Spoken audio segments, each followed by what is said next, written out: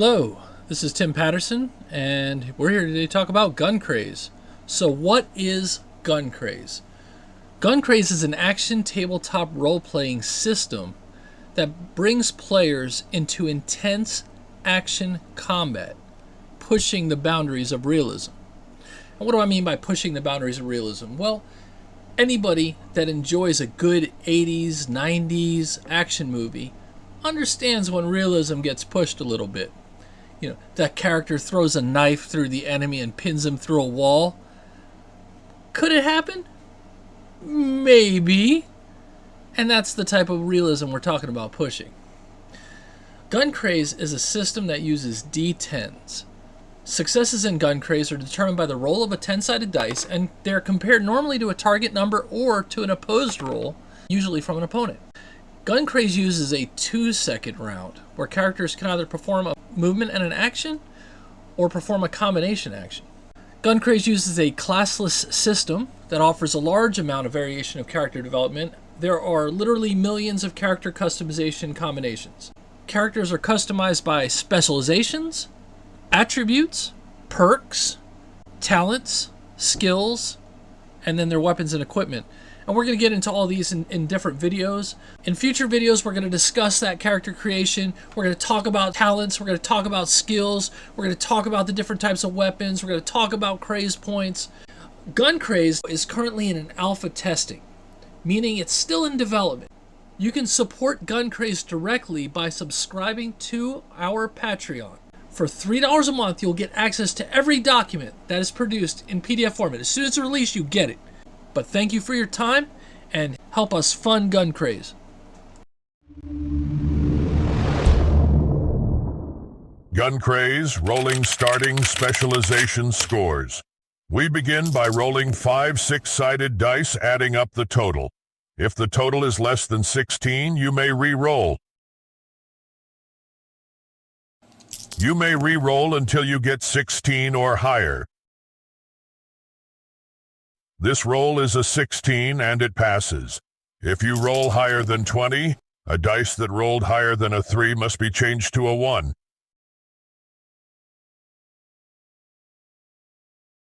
Now the total is 18. This allows for characters of power level 16 through 25. Alternatively, your character may choose this standard score array for their starting specialization scores, which builds a power level 18 character. Learn more about GunCraze at guncraze.net.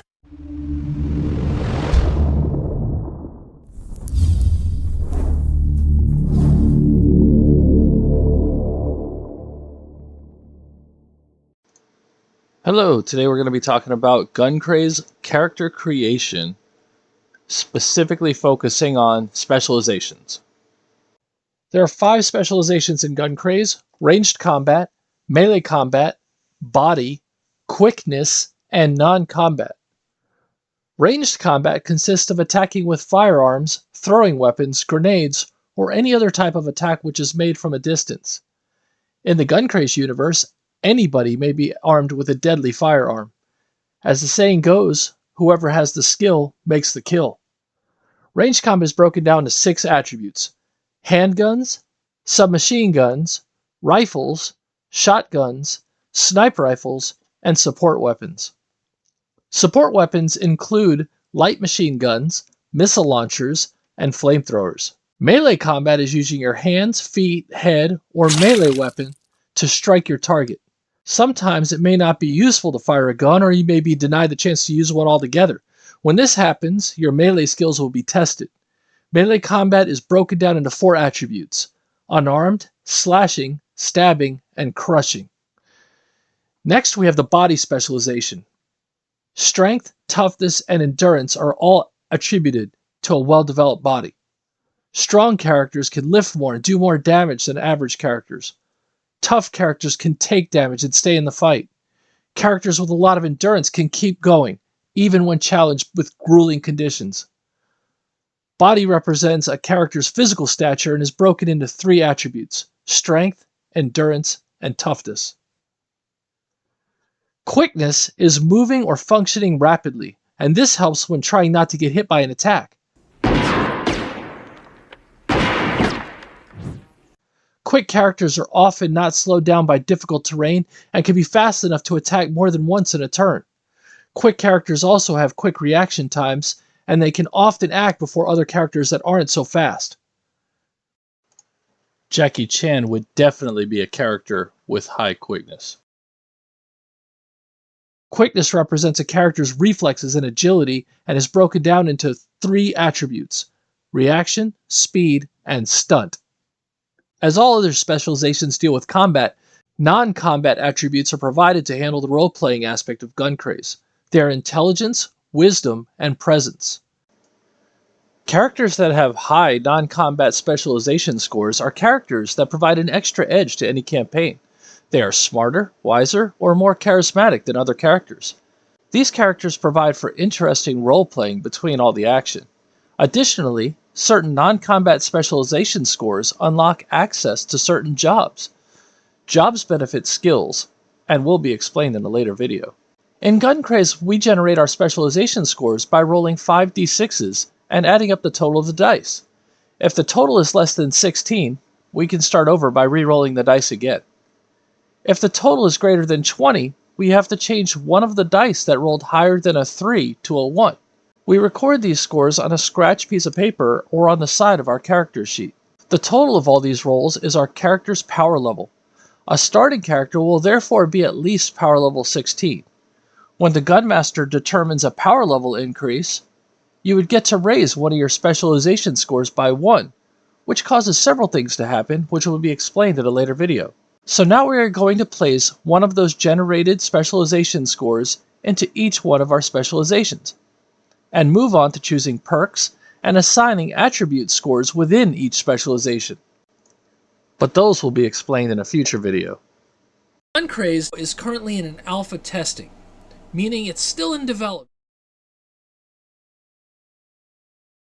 Alright, welcome to the stream. And my name's Tim Patterson. I look forward to, man, let me see what's going on with the stream here. Here we go. There we go. It acted a little weird again. It did that last night, but we're okay now.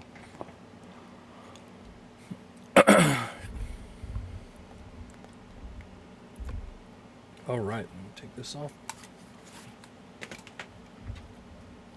Alright, good afternoon. I had to work today in my normie job. I just got off a little bit ago. I'm here and ready to do some creation. Last time when we were chatting, we did a lot of things. We had a lot going on together.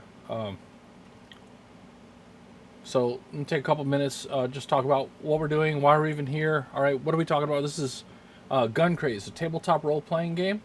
All right, it is based on the GunCraze action tabletop role-playing system, okay, also known as Gators. I don't know if I really like that, but we'll see. Because if I took off the R, which you don't really want to take off the R, then you have GATS. That's not a bad acronym. But anyway, that being said, pardon my ADD. Last time, we were talking about talents and we did some changes. We changed a lot of the way talents were named throughout the book, which is great. It means that I have to go back and do a lot of revisions to other things, but that's not here or there. I think the change was extremely positive. What we had before was like run and gun improved, and run and gun mastered, but sticking with the action hero kind of concept. Run and gun 2, run and gun 3, it's like movies. Alright, so right now we're working on shotguns, and we really kind of just blew up the whole thing. We did a lot of shotgun round research yesterday. We added a round that wasn't previously there, but it's exciting to even think about it. And I've come up with a couple more in my brain, because that's what I do. Alright, so I'm going to add a couple more ideas to this. And one of them's going to be after this. Insert rows below.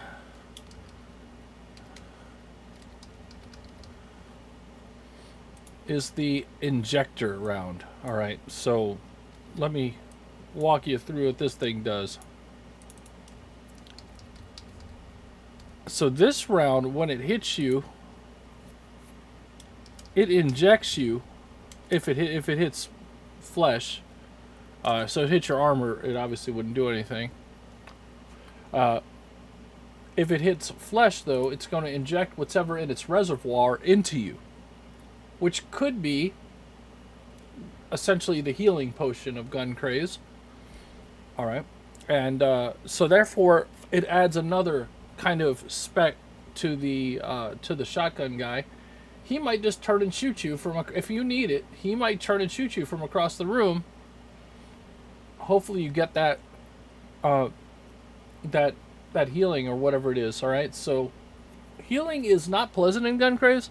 It's not like, oh, I used the potion and now I'm healed. No, it's let's see if I have it in here. I should have it in here. It's in the equipment section. And it's going to be on your... Just a minute. All right. Nanofoam. Nanomite technology reached a new level, and nanofoam was created in just one, albeit slightly large syringe. All right, so this may not fit. I mean, or I might adjust it to fit. Nanomites enter the body and begin carrying out their programming. Repair damage. The process includes mending body parts, expelling foreign objects, and recreating tissue. All right, so this hasn't been touched in a long time, so it's a little old. I'll space it down so we can see it all in one little section here. All right, zoom in a little bit. To use, simply ready nanofoam shot and inject it into the neck of your target. It immediately stops bleeding and heals 1d6 hit points, but causes exactly that much stamina damage through the trauma involved. All right, so these things are at work in your body mending, and it is a painful experience. All right, it is painful. It wears you out. It may knock you out. This happens for the first round and 2 rounds thereafter, healing in total 3d6 hit points and causing exactly that much stamina damage. All right, so again, this has not been touched in a while. The wording is off, and the concepts have slightly shifted since then. But there are items or things that you can use to help your party members. All right, so nanobots in this case is one of them. These things were never connected to the internet, and if you have one of these rounds or one of these vials, it's very potent. I mean, it's a lifesaver for a group. These will not be readily available in the year 2050. I'm sorry, after the as the calamity is happening, they're going to go through these like food. All right, because people are going to get shot and everything else. So therefore, the nanofoam injectors are going to be very rare. If you have one, it's like a sacred item for your party. Okay, it heals hit points. You cannot find that in GunCraze. So if that's out there, you find it, you hold on to it until you really need it. All right, there's some other item kind of medicines or drugs, if you will, that will help you or hurt you, and we will touch those when we get to there. We're not in the equipment chapter, but I'm very excited to kind of redo combat stimulant drugs and things like that and see what happens. All right. So that being said, having an injector round for a shotgun user, it will be a more quieter round. It won't be extremely loud like a flashbang round or like even a normal shotgun round. It'll have a little more quietness to it, but it'll still be loud enough to hear, and it will hit your buddy in the neck with a syringe, or in the body, and it will heal some points. Or you can put a toxin in there and shoot it at guys with the shotgun, all right? Because that's kind of the concept, is to have all these special abilities as a shotgun user. All right, so let's go ahead and move back to... move back to the shotgun talents. Oh, not that part. We're still in the summary.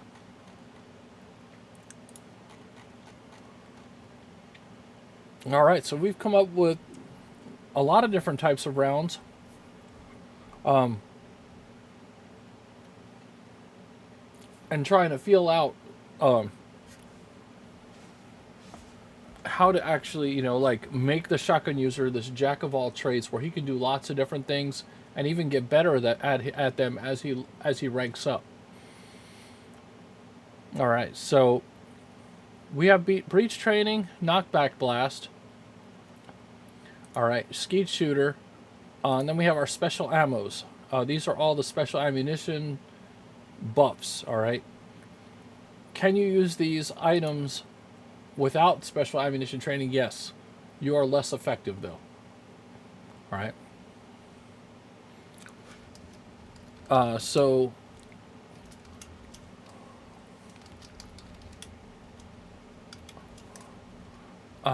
doing requirements, you're going to have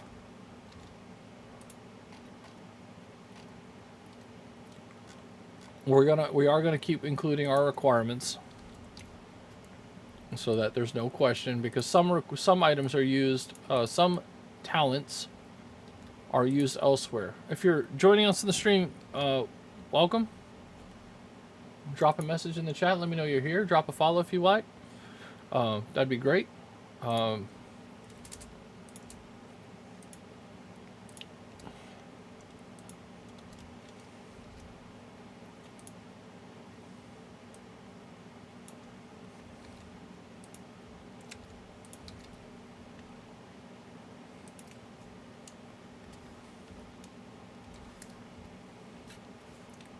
All right, so what I'm doing is simply coming up with some costs for these talents to make them better. You know what? I'm coming up with some ideas of how to run them and see what they actually do.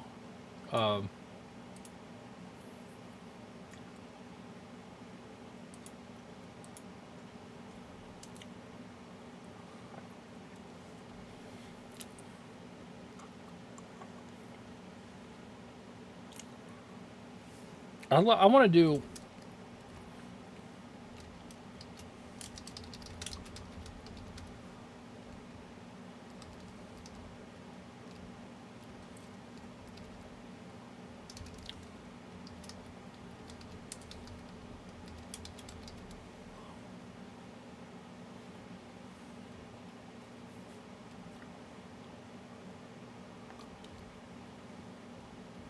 potentially. I'm still feeling out for beanbags. I know I'm not talking, right? I should be talking. So my brain is just like... Brr. So we have a couple things, two things that do something in here. We have beanbag rounds and we have shock rounds, okay? They are very similar in nature. All right, a beanbag round is basically a round that it's filled with, like, you know, lead balls and stuff, and it hits you, and it can really hurt you very badly. All right, and it can potentially, you know, potentially kill you. And the shock round is basically a taser. All right, so it does a lot more shock with less chance to kill. That's kind of the thought process in there. This beanbag shooting you is like shooting you with a slug, and trying to knock you unconscious.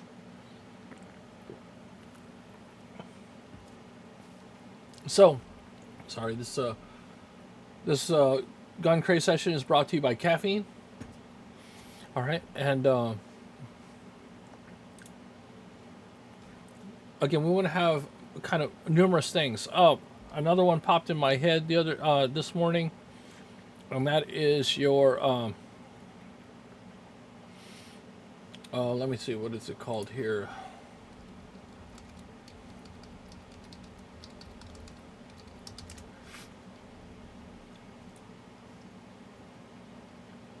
All right, let's see here.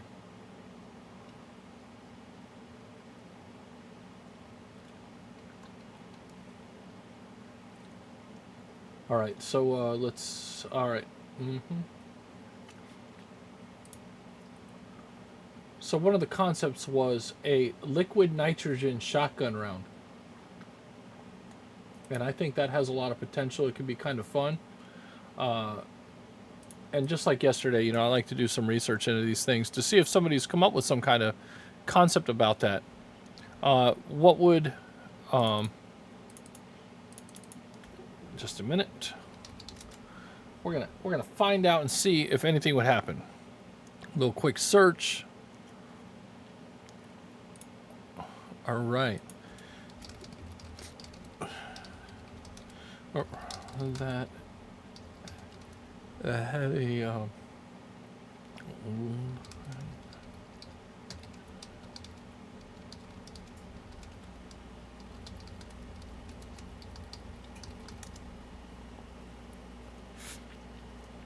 all right. Let's see. So yeah, liquid nitrogen cools off to negative 195 degrees at atmospheric pressure. All right.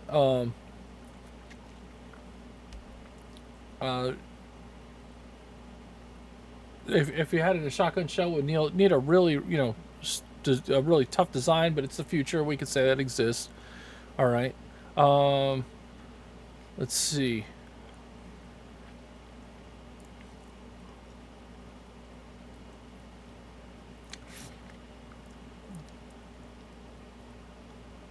Let's see here.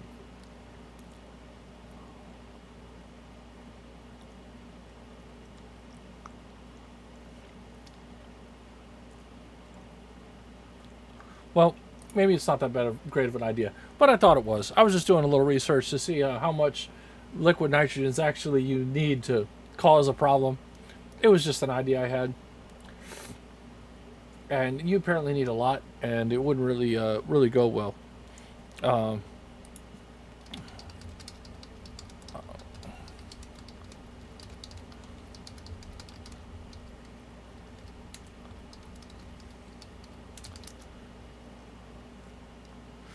All right. So what we're gonna do is we're gonna come down. I'm gonna. These are all red. These are all gonna be red because we're gonna be talking about them for a couple days. That's just if you've joined us with rifles and handguns before that, it takes us time to build these things out and make sure that they feel right.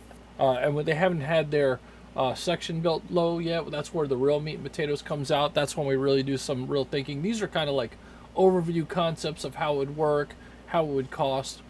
All right, so we already had the beanbag, which does damage and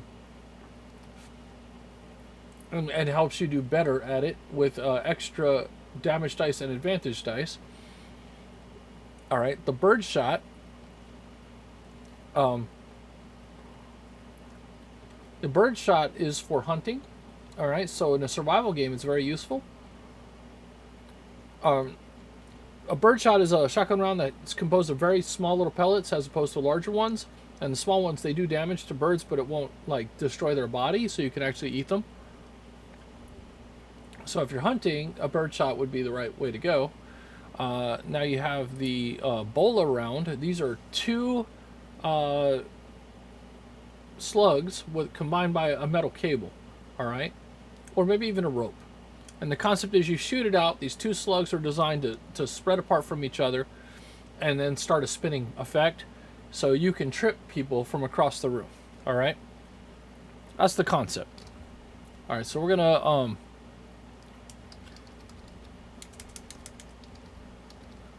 So I got to come up with a breakdown of how it's going to level. So I'll do shotguns. I'm going to do shotguns 3... 4 and 5 for those, and obviously your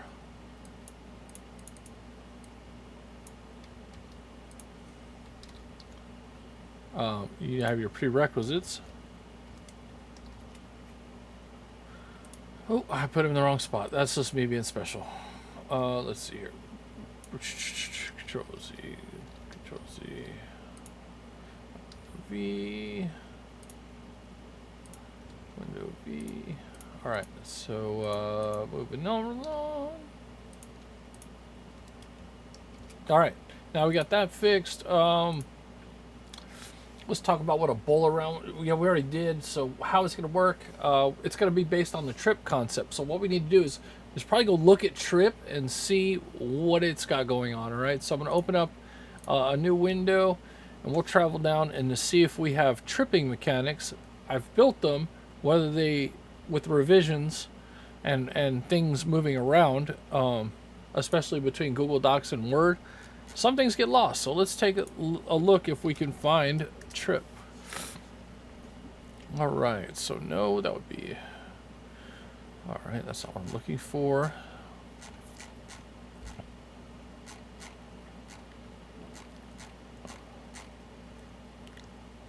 Melee weapons tripping. All right, that is not where I'm at. I'm trying to get to the rules here. Trip, okay. Let's see, let's cancel this. Alright, anytime a character moves through a difficult terrain at a speed faster than their slow speed, they make a stunt chest with a target number 6 for each square they're moving. So this is what happens when you move around through difficult terrain faster than you should be. You're gonna trip, okay? So that being said, that's just a thing that happens. That is not the actual tripping attack.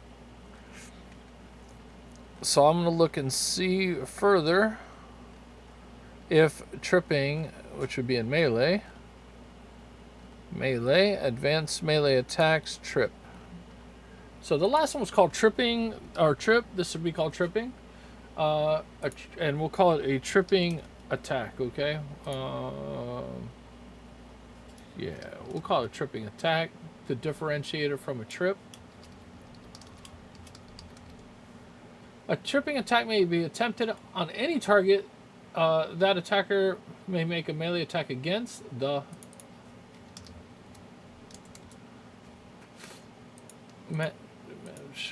tripping attack may be attempted on any target the attacker may make a melee attack against. The attacker rolls an attack roll using a melee category statistic with a -4 modifier. If the attacker attempting the trip is successful... All right, so this is an older kind of rule and a little shabby. You know, we're going to get here when we get there to review all this, but if we're in here and we're having to come look at it, make sure it's right. All right, if the attacker attempting the trip is successful, then the tripping attack again.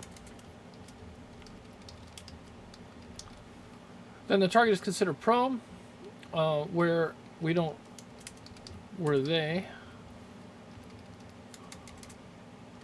we're standing when the tripping attack was initiated. Okay.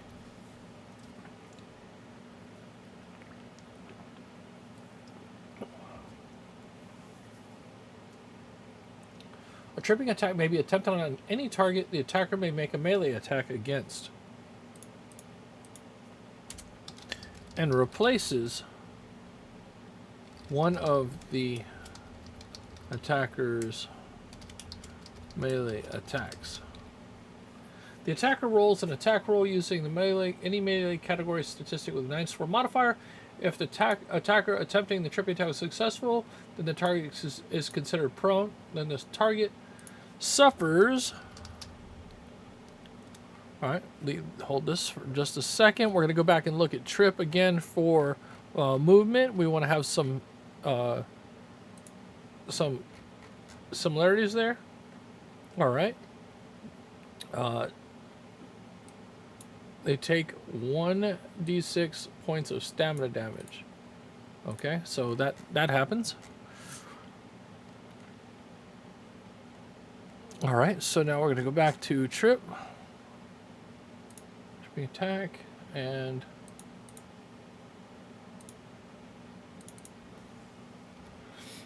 suffers, and then the defender suffers 1d6 points of stamina damage as a considered prone, where they were standing when the trip attack was initiated. So that's how tripping works, and Ebola would basically do a ranged tripping attack in the same way.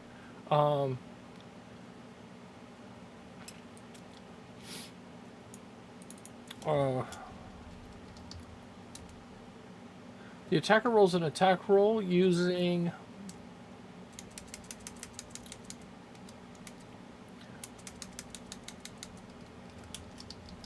the unarmed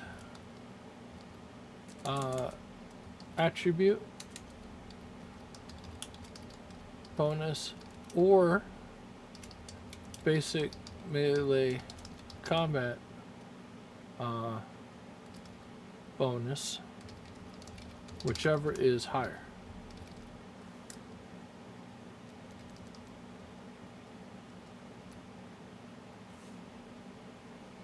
Okay.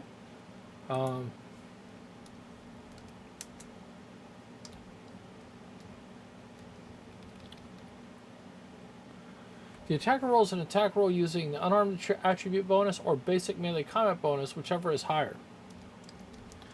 This attack suffers a -4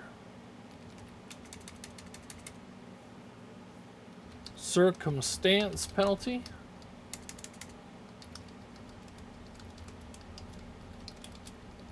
If the attacker attempting, let's see, yep, there we go. So this attack suffers a -4 circumstance bonus, circumstance penalty to the attack roll. If the attacker attempting the tripping attack is successful, then the defender suffers 1d6 of stamina damage and is considered prone.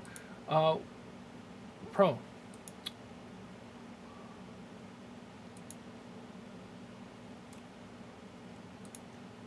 Okay. There you go. So that's tripping attack. Kind of glad that we got to go through that.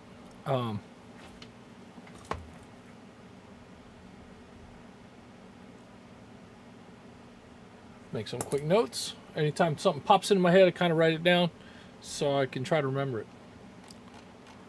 Yeah, I did say try. It's all right. So we'll leave trip up, actually. And we're going to go back to our other sheet. All right. All right. Adds.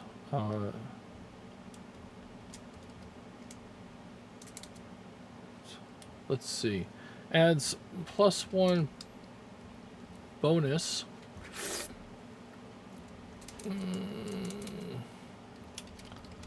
To ranged tripping attacks when firing bola rounds. Period. All right. So the shotgun's 3. We're gonna do 2, 3, 4 for this because I think it's gonna be for talent point cost. We'll shift it up as we need to as we walk through. Nothing like having a guy try to get away and you bind him. And what we'll do is we'll just roll that bonus to make you better at it.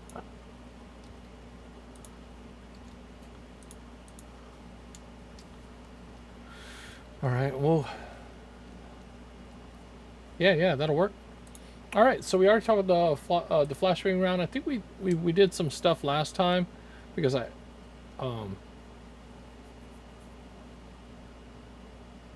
me see something real quick. Yeah, so we talked about it last time. I'm pretty sure I dropped that to an 8, and I did not. I mean, this was the bonus for the next one. So, toughness test.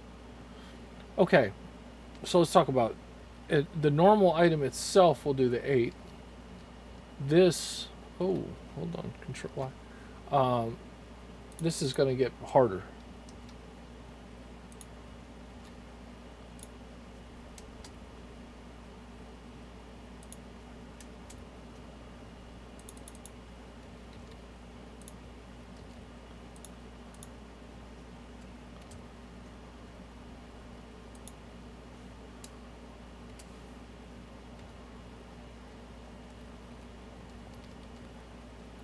This is basically, you're getting better at using this round, right? So,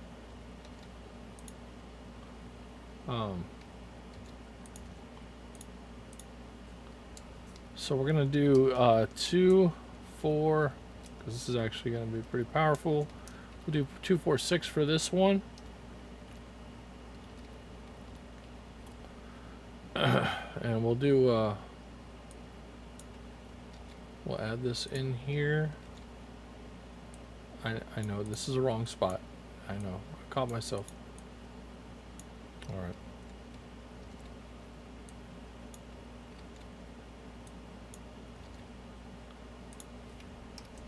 I'm going to fix this up real quick.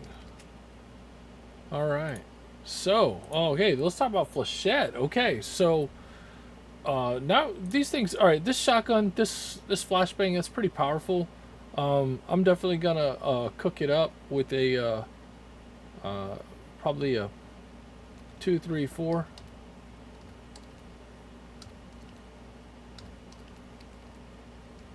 Like I did the last one. And for, I think flechette's gonna carry the same kind of group at this, because flechette will be rough. You do not want to be the guy that gets hit by an attack from a shotgun user that's using the flechette enhancements. All right, so let's see here. So what does a flechette round do? We did talk about this last time. Let me go ahead and open up another window. All right, we're going to go down to those the ammunition here. It's in chapter 5. Ammunition. Flechette rounds. What am I doing? Shotgun flechette ammo. It's not. Oh, there it is. It's in the wrong area. All right. This round adds a +2 to attack rolls due to its spread, and its damage increases from 2d6 to 3d6 within short range. Ignore your highest 2 dice after applying advantage dice when dealing damage to armor, and anytime this round does hit point damage, it also inflicts the bleeding 1 condition on the... Okay. So this is the meat I'm looking for. That's what we're going to roll with. We're going to add some bleeding to this thing. All right.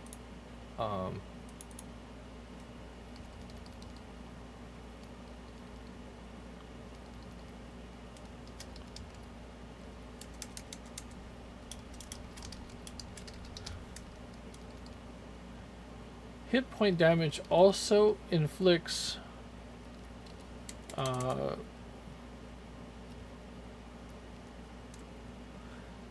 so this is this can potentially be pretty nasty. So we're gonna up the ante on these, and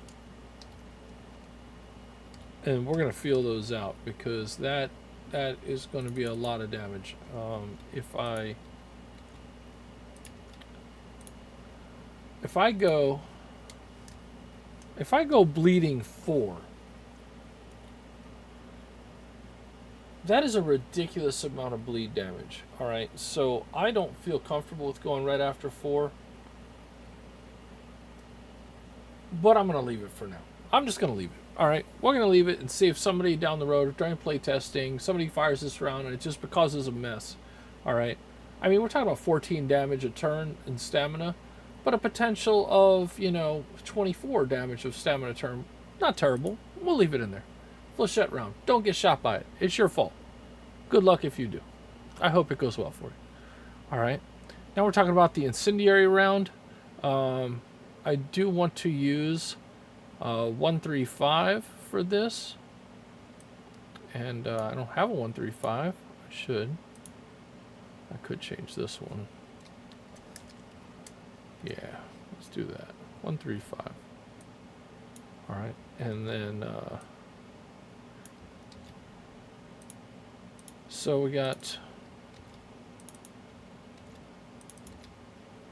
Alright, so this is your Dragon's Breath round. Let's go ahead and go back to the Dragon's Breath round and see what it does. Alright, so the incendiary ammo. Once per attack, you may spend 1 incendiary round to use the draw... Okay. That's not how this is going to play. That's not what this thing does. We'd watched videos of this.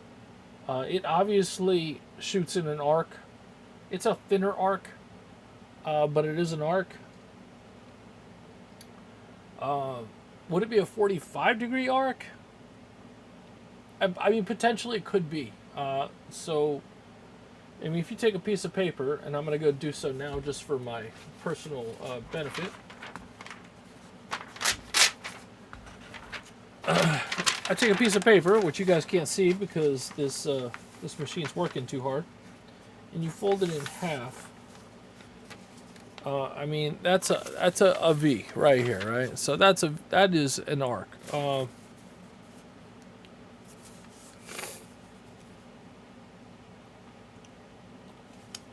I mean, if you folded it twice, that would be much more of what we'd be looking for. Which half of 45 degrees. That is a pretty big spout of flame. All right. That being said, I do have a flame template, and this would fit that. I think I'm okay with that. I think you know, I've been kind of a fan of the flame template since the conception.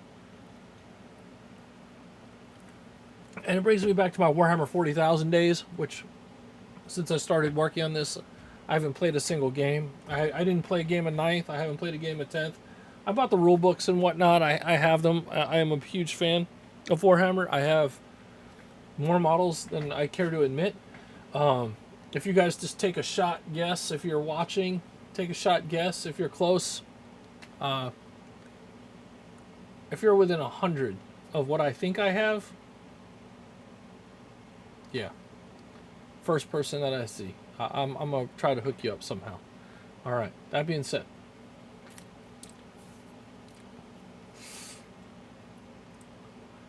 all right. So, special ammo training. All right. Once per attack, you may spend 1 incendiary round, draw a line 10 squares long. Any targets in the squares that the line touches must succeed a defense roll or be hit for 1d6 damage to become on fire.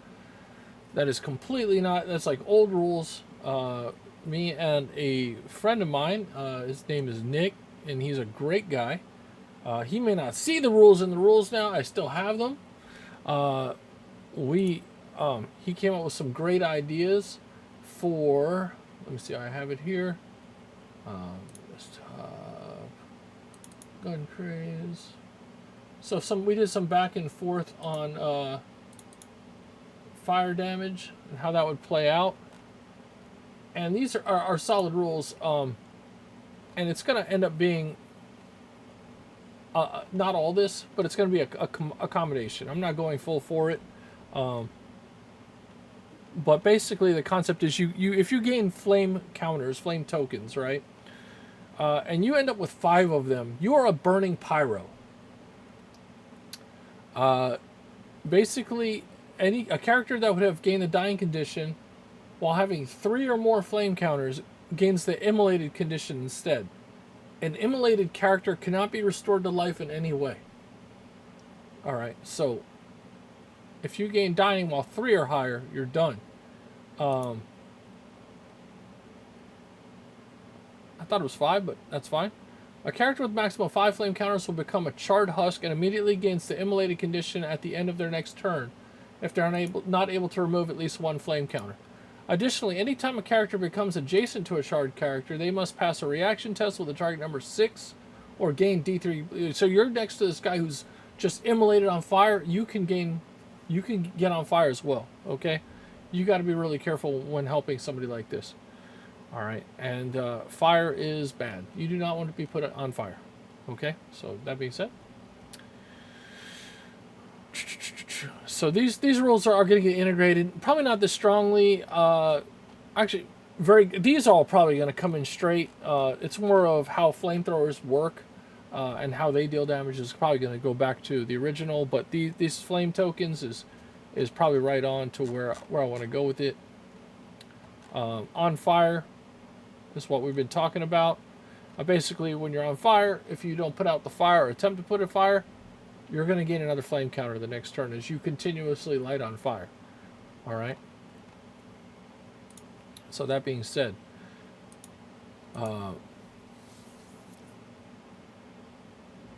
so what this does normally is where it says here at least, and I can change this now. I kind of have to. Once per attack, you may spend one incendiary round to use we're gonna leave it at draw line for now, and we'll get back. I'm gonna mark this off when we come back and hit it back up. But the concept is,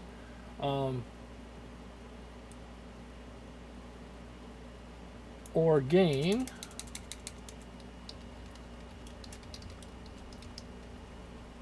And I think I've been using the term flame counters. I'm going to check that out real quick.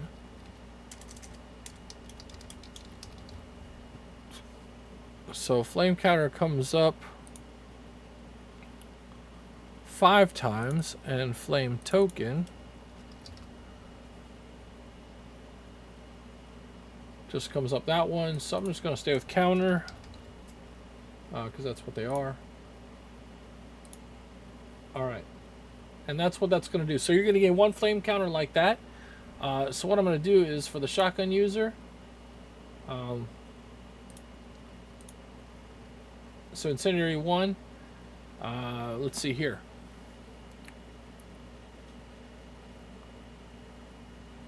So 3 levels of this. Oof. Alright, we'll do it. We'll go right at it. So I'm not afraid. Are you afraid? I'm not afraid.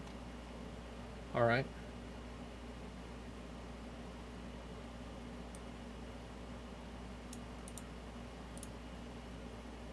So what we're going to do is go back to here. Going to paste this in.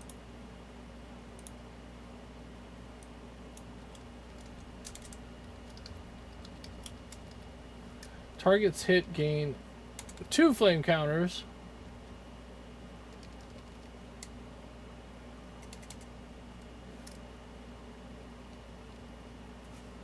All right, and I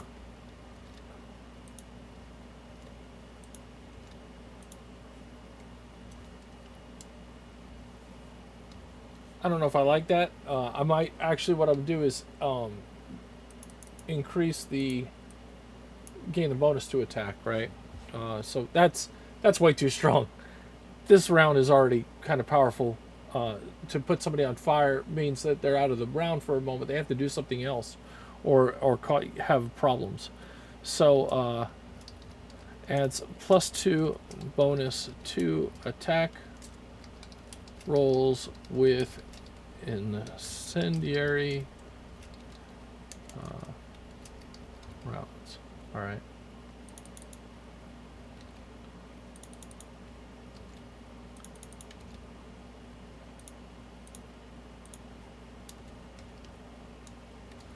This makes it more effective. You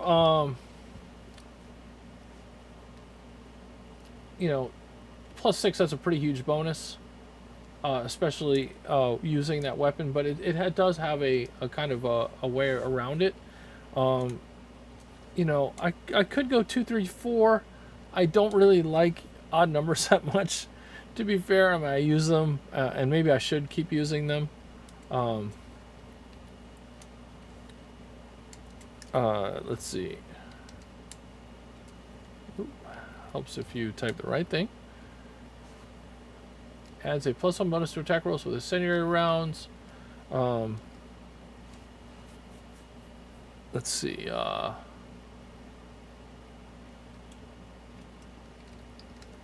On hit, oh,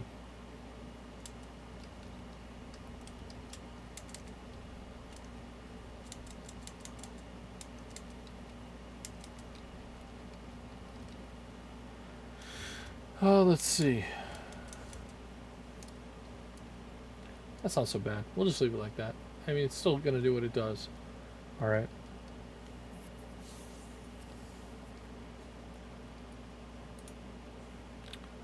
And being this cost, we're going to do,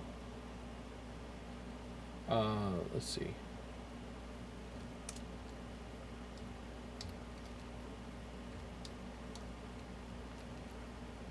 All right, now the injector. I'm gonna probably use 135 again for this. All right.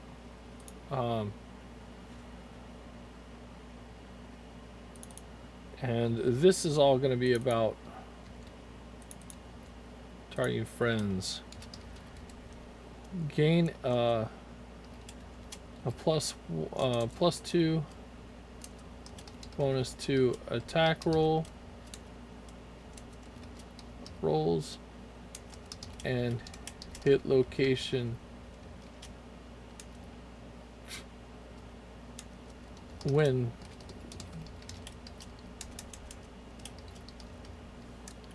targeting 1T? 1T. When targeting allies. Alright.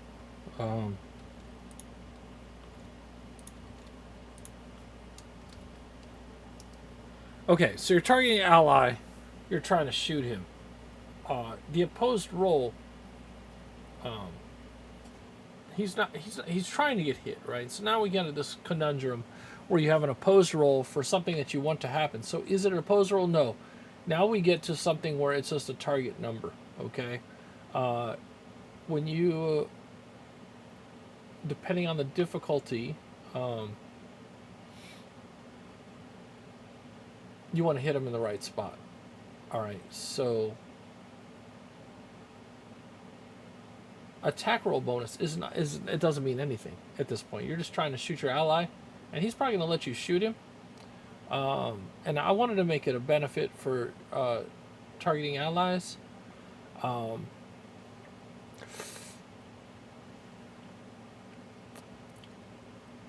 Because, you know, the idea is here that you'd shoot something beneficial to your allies. Let's see here.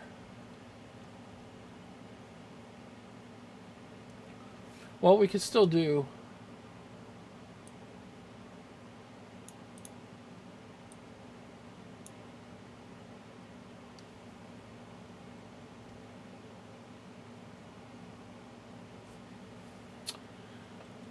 This one I'm going to have to fool around with. I got to really think this one out. All right, so the concept is you have this injector round. It's got a reservoir inside of it. You shoot it. It doesn't have a huge punch. But when it hits you, as you know, like you're the guy who needs it, it could hit your armor, and that would be not great. Okay, so there's a certain amount of difficulty involved with hitting somewhere that the medicine will be helpful, because you could potentially hit somebody in the wrong spot. I'm going to hit him in the leg armor. Oh, that's not good.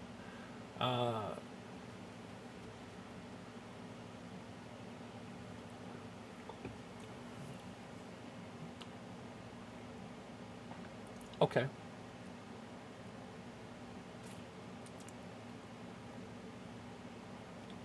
Okay. So the real thought here is probably just to stick with hit location and add just like a 1, 2, 3 bonus. But I haven't really felt that one out too much. We'll go with that for now. It is beneficial. All right.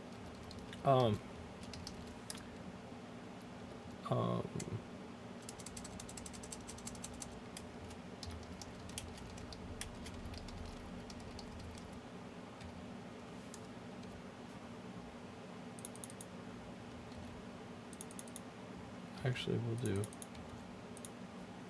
this. And we'll do this cheap. Okay. So even if you don't have hit location perk, you're adjusting by 6 and hitting guys to where you need to hit them. All right. All right, pepper shot. So let's go look at pepper shot again.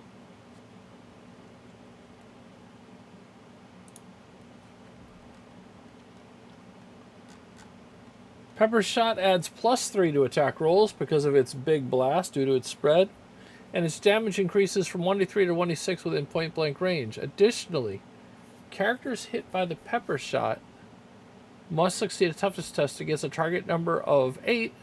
Once failed, the characters suffer a -6 penalty to any test for D3 rounds. Okay, that is like not wonderfully written. It's been a while. I will bust on myself for that. That is full of randomness and holes. But all right.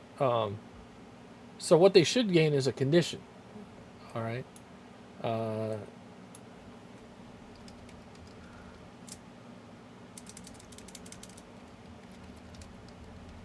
If the test is failed, the defender gains the... Well, let's see. You got peppered, right? So you are basically maced, peppered. I think sickened is not bad. Let's take a look at what sickened does. Let's go to sickened. So that was right near our other ones. Conditions. We go to sickened. Eating by food, drinking by water, see something grotesque, or smelling something foul. Alright. I don't think poison fits. You know, this is the effect that being gassed with tear gas would do. Let's look at what tear gas does. We can go all day. We got lots of stuff in GunCraze. Didn't you know that? We got lots of stuff in here. We got lots of stuff. All right. So going on to it's clothing. It's going to be a tear gas grenade. All right. Tear gas. Characters hit by tear gas must succeed a toughness test against a target number of 8 every round. While in the gas, once failed, the character suffer a -6 penalty to tests. All right. So obviously there's something we need to add here. All right. What is a word for the effect that tear gas would do? Let's see if we can find that with a little Google search. Word for the effect that...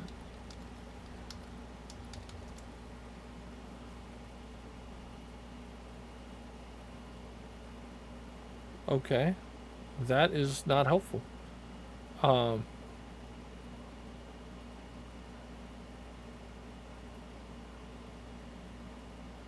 Okay. I don't like that.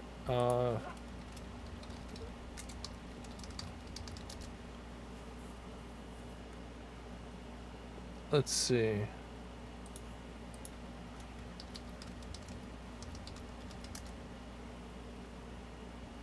Let's see here.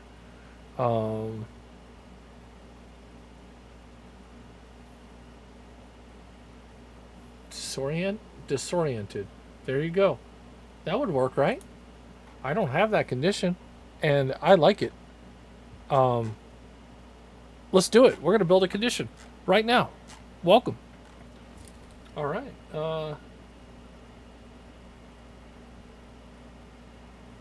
I think this is fantastic. Love it. People like me.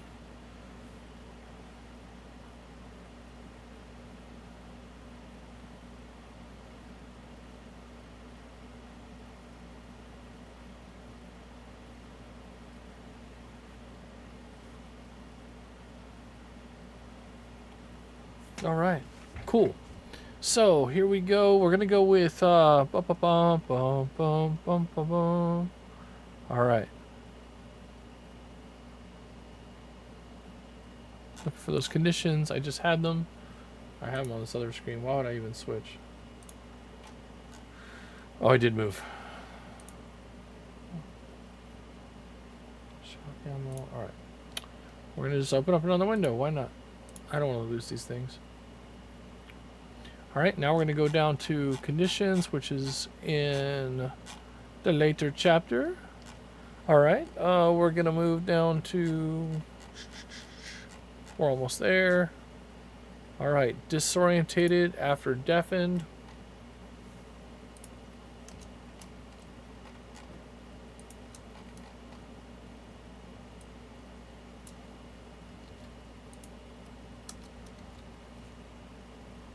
This is awesome. I'm glad about this.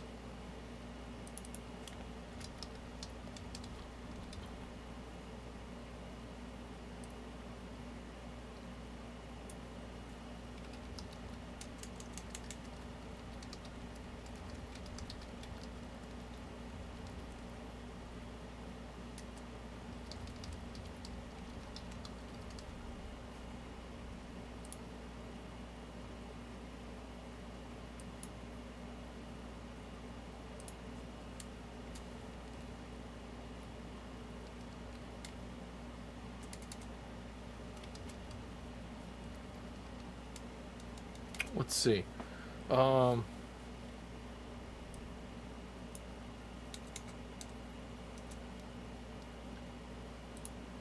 Really, you could make the case that they're blinded, actually, with a pepper shot. But it does cause other things to happen. So you're not just blinded, you're blinded and disoriented. You're basically snotty and irritated. I would say disoriented would work. So it's not going to be loss of balance. It's going to be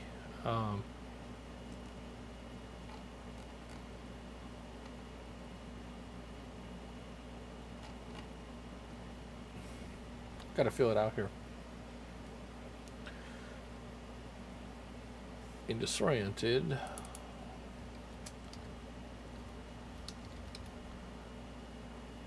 And I have it, actually I have it over here. Why am I reinventing the wheel? I already put what it does. All right. So tear gas,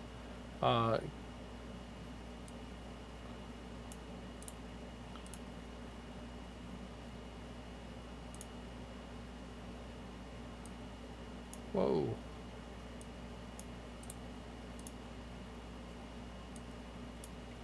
Normal.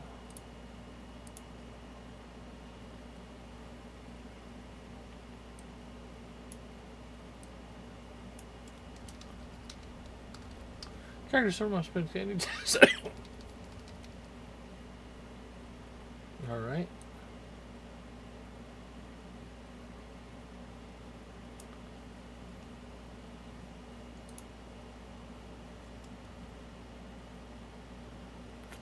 So let's take a look at blinded real quick and see where that sits. Yeah, that's horrible. All right. So this is not as bad as blinded, because blinded is horrible, and you can kind of see, close your eyes, but you're all just irritated. And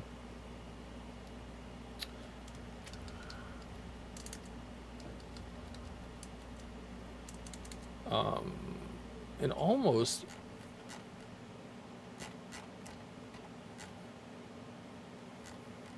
off balance. Something's happened to a character. Oversown weapon jam, weapon drop. A character may not make any further attacks for his turn.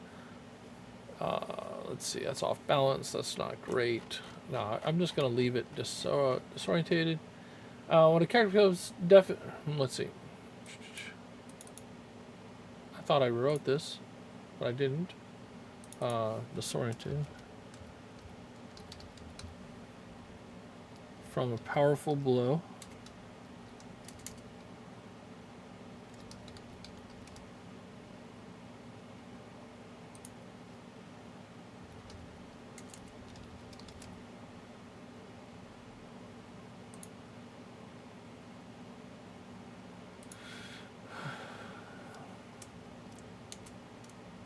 Okay. All right.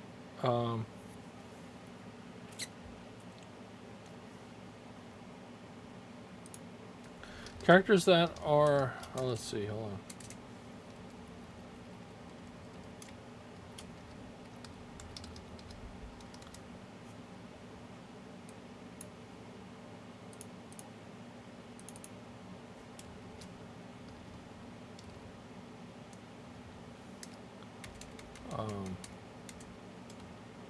What is really happening is that your senses are kind of overloaded.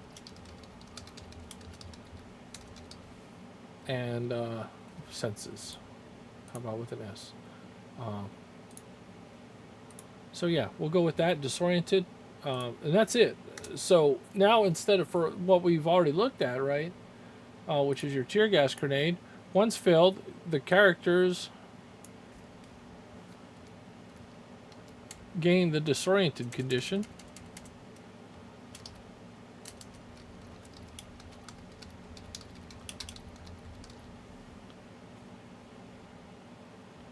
All right, characters can take their.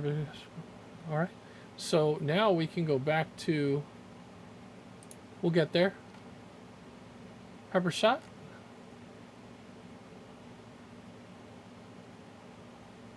Turn number 8. If test failed, they gain the.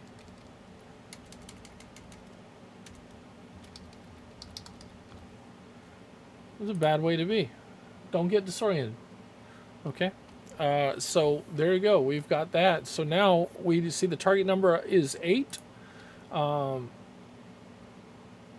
We can, what we could do is boost the target number or boost the duration. All right.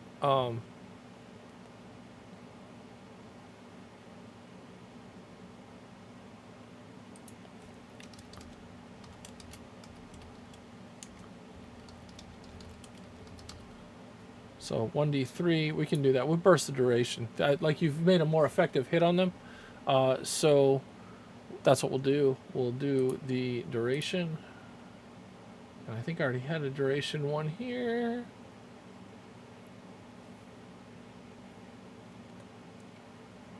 Maybe not. All right.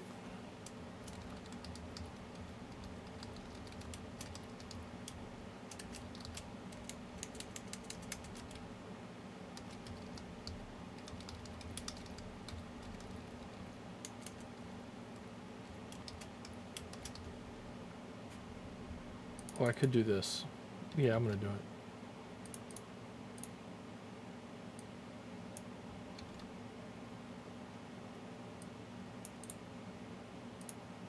Whoa. Why not? Why not?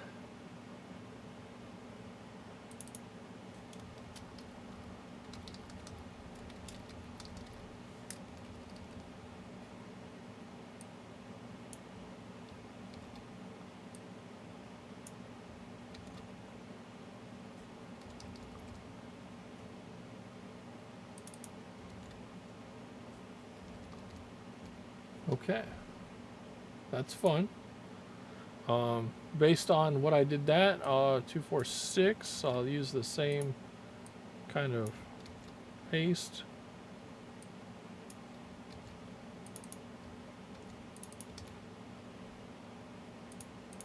And these 2, 4, 6 were, I think, a little expensive. We'll go 2, 4, 2, 3, 4.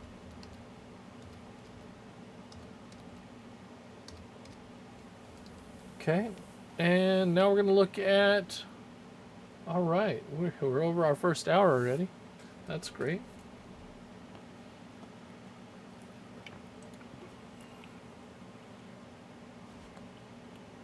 All right, so shock rounds.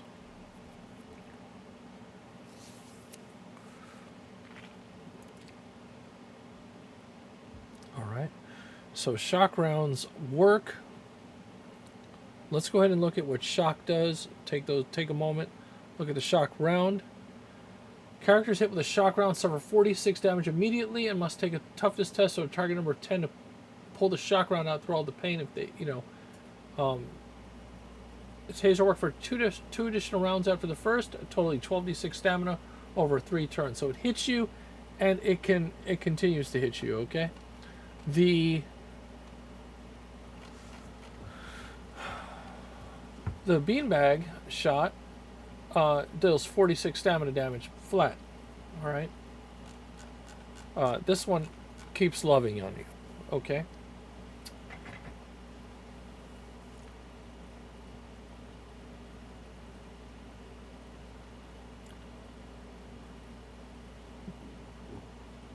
Characters hit with a shock round suffer 46 penalty and must make a toughness test for target number 10.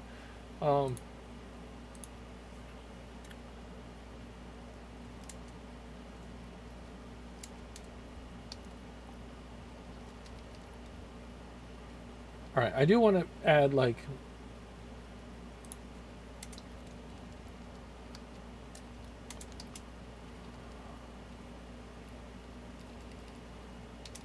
If the test is failed,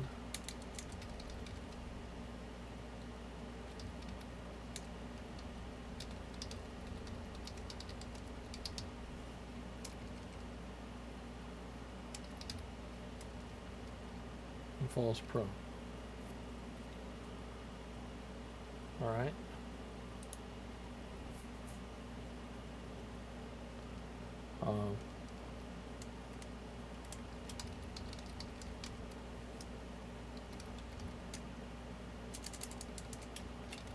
The test is passed, the character can use an alternate action to pull the shock round out through all the pain.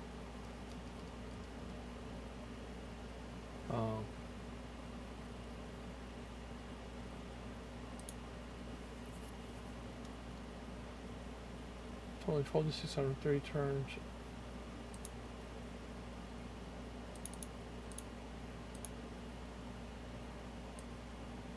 Alright, so what I'm going to do is put the pass first. Alright. If the test is passed, the character uses an alternate action to pull the shock round out through all the pain. If the test is failed, the character drops any items and falls prone.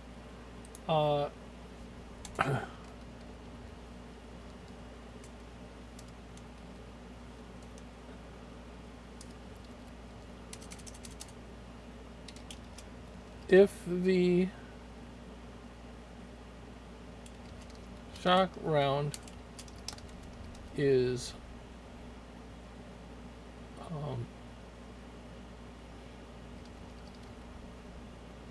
if the shock round is not pulled out, this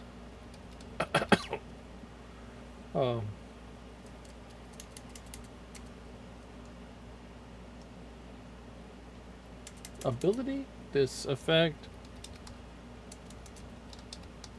works for 2 additional rounds after the first, potentially totaling 12d6 damage each turns.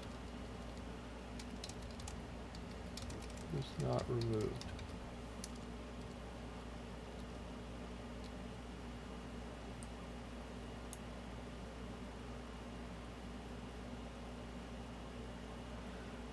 Let's see here.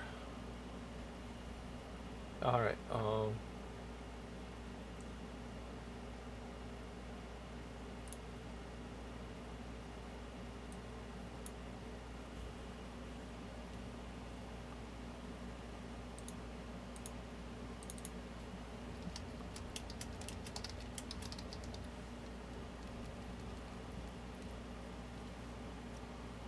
All right.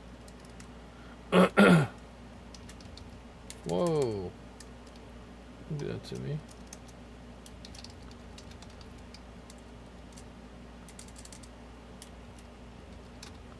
Characters that, oh sorry, I'm not talking a lot. It's because I'm in like total concentration. All right, we'll just leave that right there. All right. Toughness test target number of 10. Test is passed. The character uses an alternate action to pull the shock out through all the pain. If the test is failed, the character drops and any items fall prone. Drops any items and falls prone. If the shock round is not pulled out, the effect works for 2 additional rounds after the first, potentially totaling 12d6 stamina damage over 3 turns. Okay. So what we could do is we could, obviously it's a different type of damage. When I look at the beanbag, what we do is roll some advantage dice and add damage.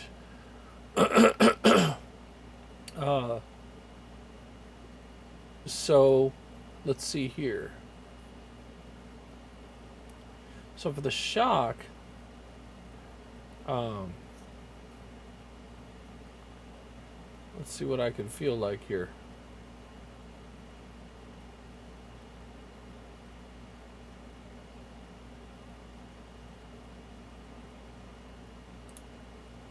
Oh, wrong page.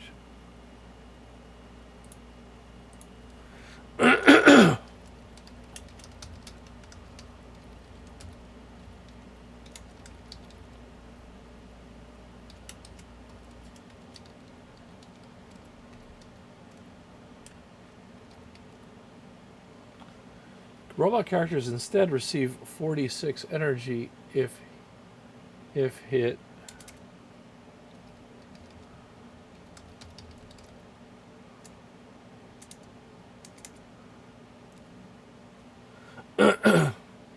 So yes, the concept of shooting a robot with energy, it has a natural charger in it, and it can charge.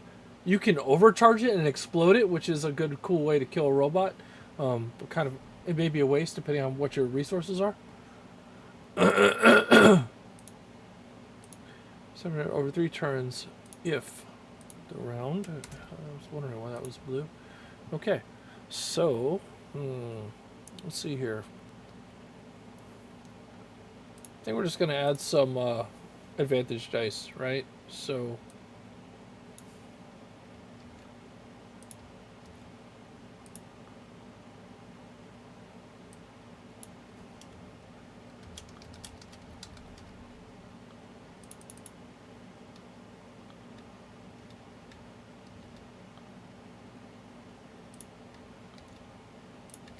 we'll go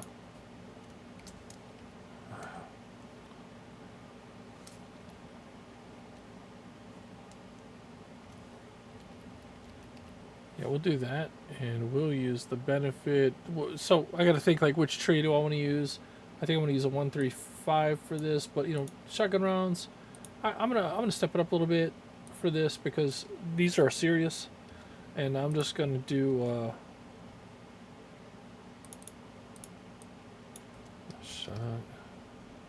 What I'm gonna do is make this one of the 4, 5, 6, and these are going to be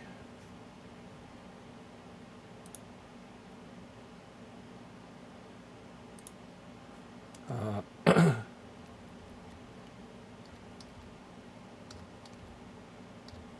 you go. All right, we made it through. We made it through that. Okay, that's good. That'll work. I scroll down, I see sniper rifles. I'm like, oh, snipers are coming up. So just looking at this long line of talent points right here, let's just take a copy. We're going to throw it into an Excel real quick. All right, I'm going to text to columns. All right. Nope. Let's see. Nope. Not fix with. 1. Finish. So we got 87 points worth of talents just for the shotgun user using shotguns only. So him to build himself up. All right. Which is a lot. Using all these different types of special ammunition. So there is that.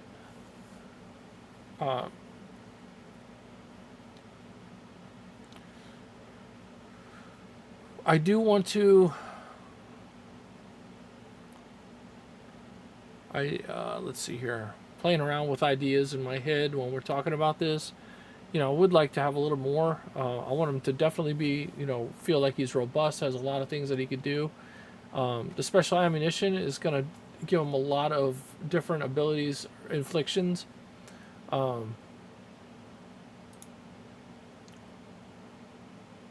Let's see here.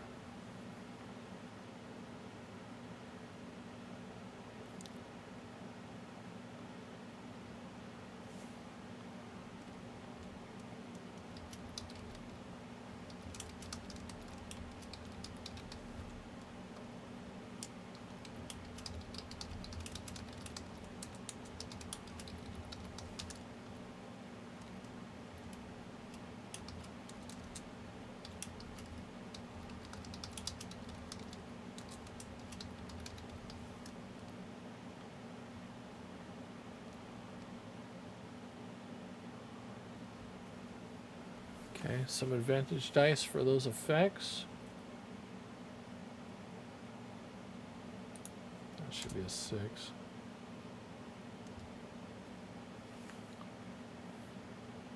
Okay.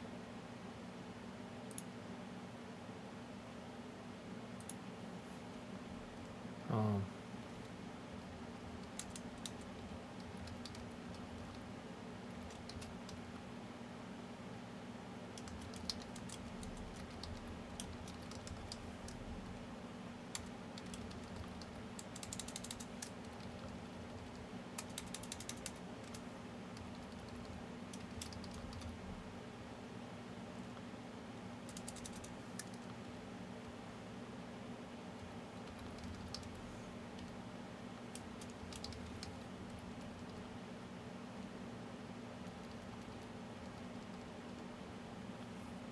let's see.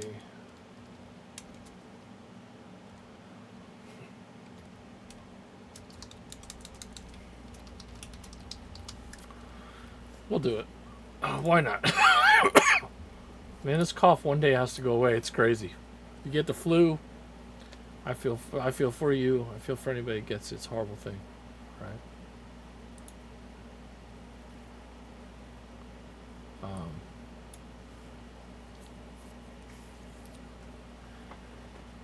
Let's see here.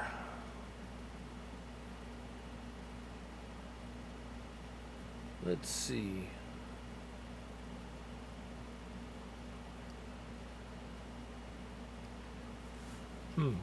All right. Let's just playing around with this, you know, because I could do like,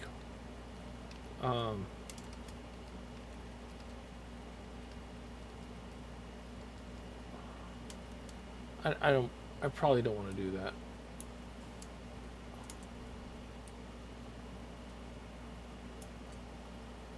I could. It'd be kind of fun.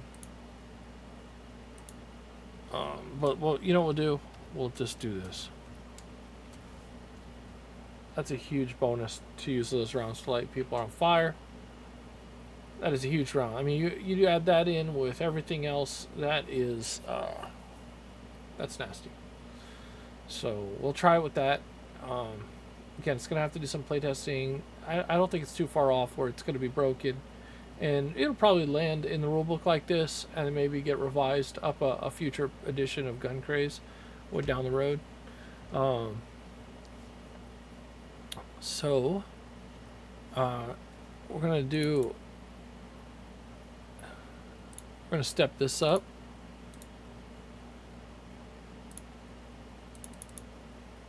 So let's see here.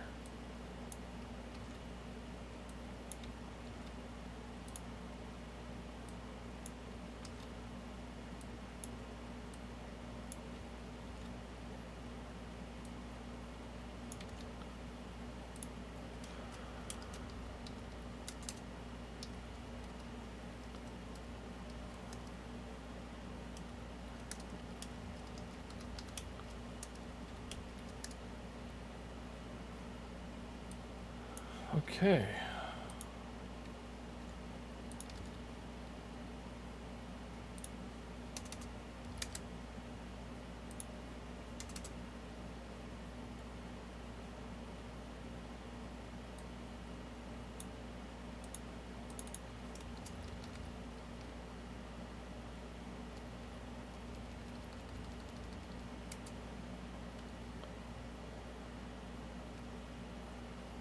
Okay, so that is pretty powerful. I think I'm going to change that to 246. And I should have done that. I should just grab one of these other ones that are robust.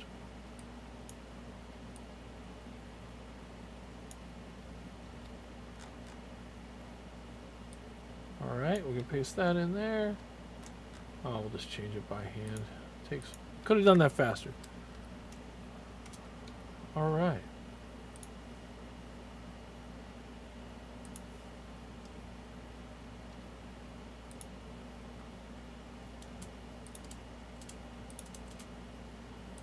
Okay, we are looking good. We got now we have a stepped up skeet shooter. All right. Now we're gonna look at. Let's see here.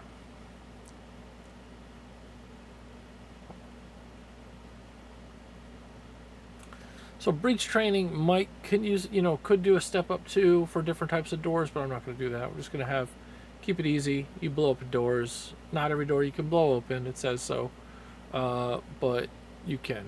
All right. All right. We are looking at a good stack of abilities.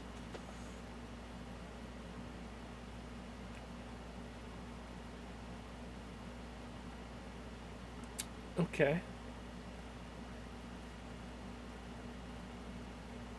All right. I'm a fan.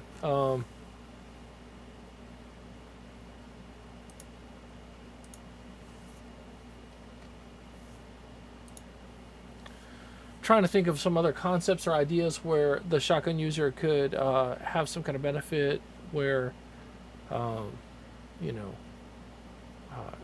thinking about what shotguns do. All right. The concept of, we could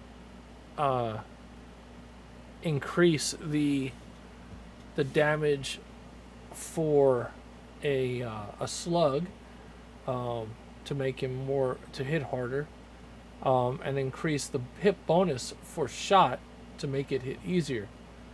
So that is always a thing that we could do, and I'm not, do I want to do that?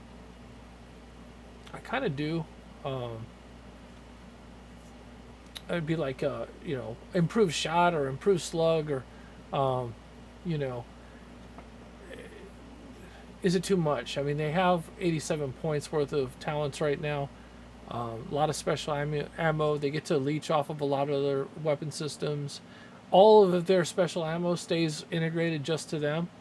So there is that.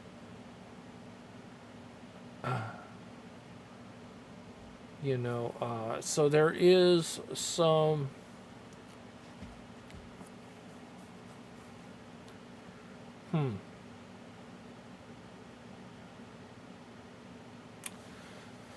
Let's just do a quick another search for any types of all right, let's see.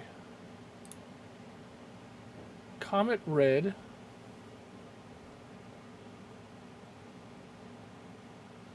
These are flare rounds. That's cool. I like that. At least something we should add in the section down here.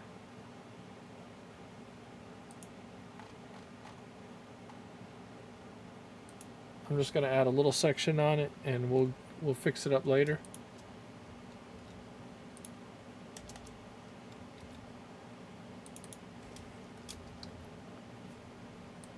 Make that red. Make sure to get back to it.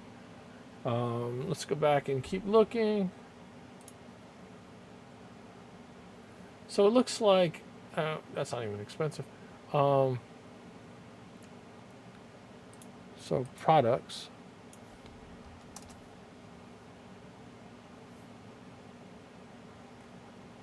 Bear bangers and flares, bear spray.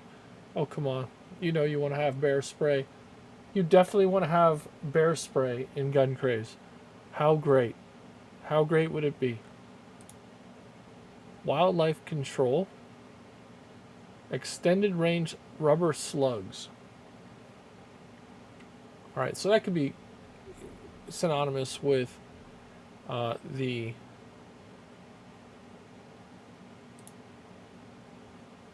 distraction round? Hold on.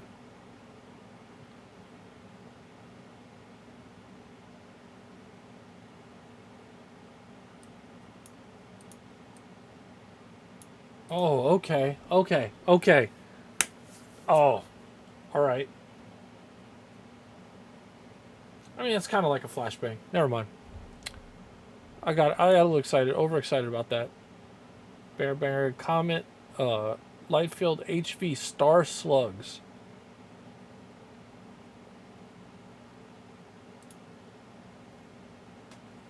Wildlife control specialists turn to rubber slug ammunition as their last resort in preventing dangerous bear or wildlife encounter. The Lightfield 12 gauge HV Star Slugs are intended for close to mid-range, less lethal impact. Range of 5 to 25 yards. 5 per package. Must be used in an open choke shotgun. All right. So it looks like a bunch of rubber shot, if you will. That's actually kind of cool. It only works up to, it would be close range only. But man, within close range, you could really hurt somebody. All right, let's take another look. We'll go look for, let's see, exotic. Duck shot. Rest in peace ammo. Okay. All right. We got the flamethrower. We know that. The exotic special pack. This has all of it in there here. Let's take a look and see what it has. Open a new tab. Nope. Open image in new tab. Where are you at? All right. We got Pit Bulls, Terminators, Thunder Grenade, Flechette, Triple Doom, Double Slug, the Macho Gacho. Oh my gosh, that's the Bola one. It's not really a Bola. It just it does a lot of damage. Rhodesian Jungle, Zombie Killer, Piranha, and the Triple Decker. Okay, I mean that's pretty cool. Only $174. Man, I'd love to fire some of that stuff. All right, skip it back. Armor Piercing Incendiary. What? Armor Piercing Incendiary. This light recoil, metal piercing slug penetrated 2 car doors and still has plenty of horsepower to take care of business on the other side. It also has an incendiary tip that will explode with a bright flash and sparks upon impact. It is visible day or night upon impact. It will burn at 3,000 degrees when it hits a sufficiently hard target. Good Lord.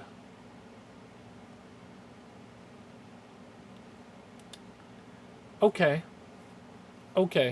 This kind of armor-piercing incendiary round, yeah, that, I'm not even going to touch that, actually. That's just awesome, but I'm not going to touch it. Zombie Killer, Thundergrade, Blanks, Rock Salt. Oh my gosh.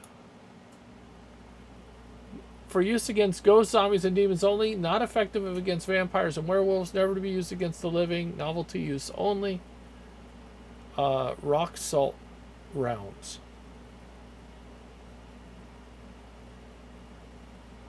Rock Salt rounds. That is just freaking awesome. Okay. There's your Pepper Blast. Rubber Buckshot. The Exploder. Saw that thing fire. White Flare. Signal Flares, okay. I like it. Flechette. Pepper Blast, Piranha, Rhodesian Jungle. The Pit Bull, Terminator, Triple Decker. Confetti ammo.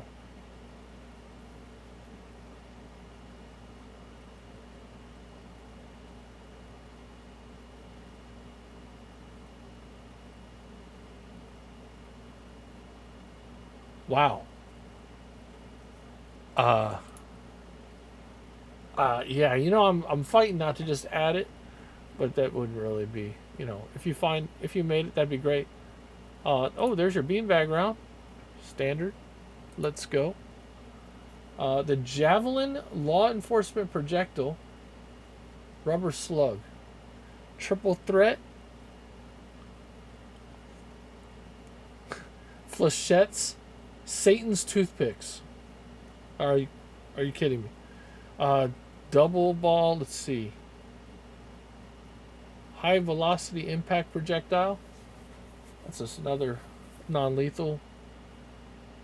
A 12 gauge to 410 adapter. That's kind of neat. Let's see here. Flamethrower. 100 rounds. Less lethal?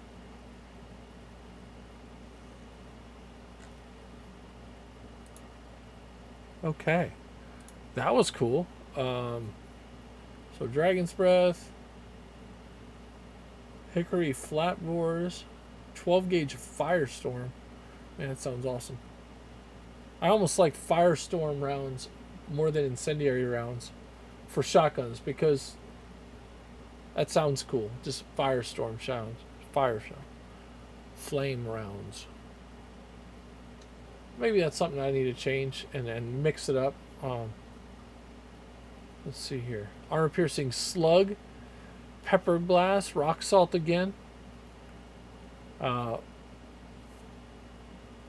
Beanbag, Bear Claw, Drawer Breaching, Trump, Seeds of Freedom. Okay. You see everything. I don't know who their target audience is there, huh? Do you? I'm just saying. All right. Power Shock. Full Metal Dragon's Breath. Good lord. All right. Grizzly Crackle Bomb. 12 gauge Grizzly Crackle Bomb. Blanks for fit hops, tripwire traps, or other 12 gauge tripwire alarms. These blanks produce a loud report followed by an overhead burst of crackle for an added element of surprise. Basically, it's a firework round. Very cool.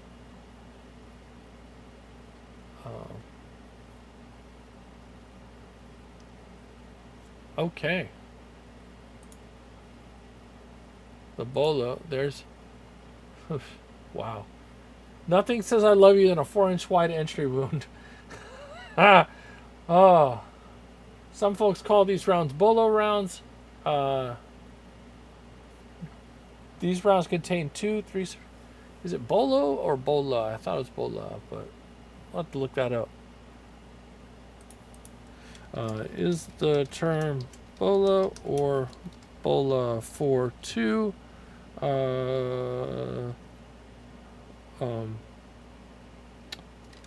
Metal by a string. The term verb is bola. Yeah, it's bola. Bolo is a different term. Yeah, bola. That's fine. That's pretty cool, though. All right. Last page. Ball and Chain. Super Dragon's Breath. Copper Slug. Don't waste copper. Let's see. Sabo.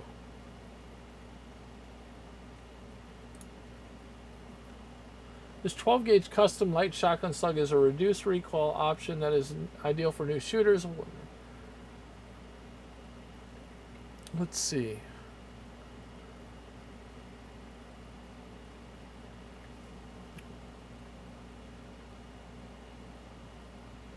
Okay. Fair enough. I'm not impressed. Thugs. Okay, cool. All right. All right. We definitely made it through some interesting rounds there.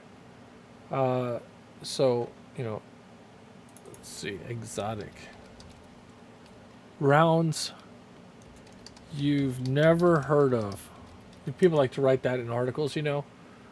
Weird, wacky, and super exotic shotgun rounds. Let's see what we have here. Ads. Let's see here. What do we got? Knob Goblin, the Copper Cable, La Bomba, the Cheese Cutter, Double Donuts, Extremely Russian, Super King Dragons, the Blue Falcon, Lithium Slug, the Excavator, Mach 71, Ferro Fury, and the Samsonic Dumbbell. Okay. That is just strange. But that's what I asked for. I did say, what is the most obscure shotgun load? Let's see. In a roll of caps. Maybe you remember.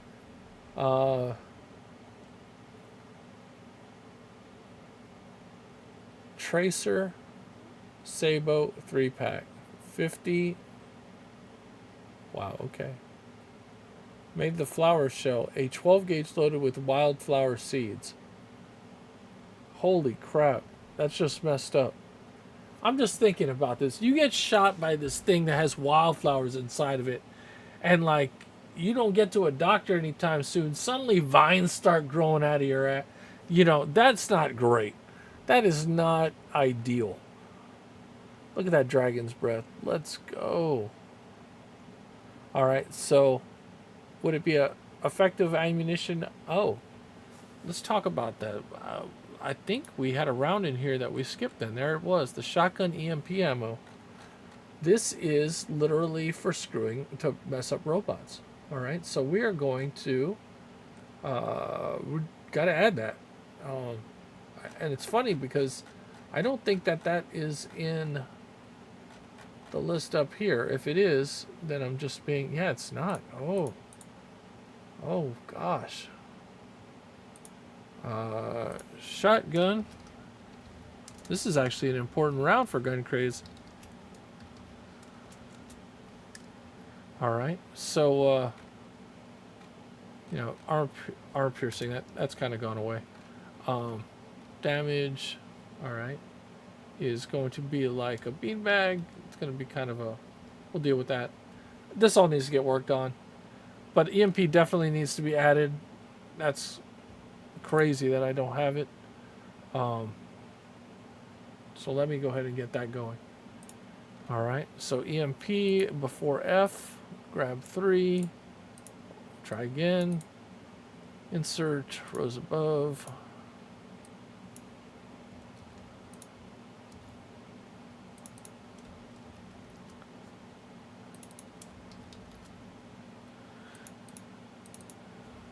All right, so again, the master of different types of things that he can bring to the table is somebody with the EMP round.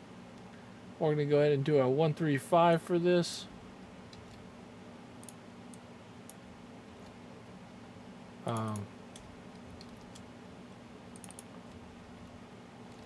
Go back and look at the EMP ability.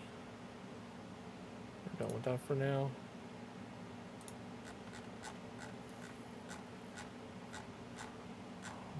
All right. So yeah, all this text is for the taser. Hold on.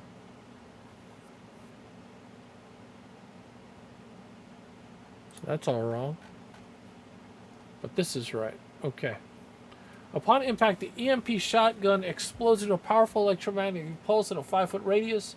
All electronic devices, robots, and technological systems in this area suffer 3d6 energy damage and must pass. All right. So okay, this is has a duration, and it has damage. Additionally, characters are equipped with D3 rounds. Okay, so that being said, this could be a time thing, or it could be a damage thing, or it could be both. Let's see how I feel. We're gonna go with, all right. So we could probably do both. All right, we could take the one that.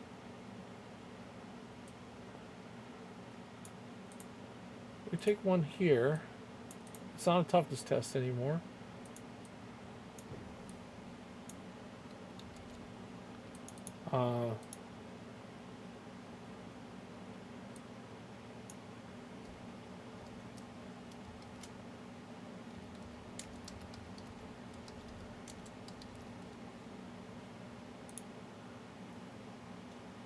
So it's like deactivation. I'll double check it with in just a second. Let's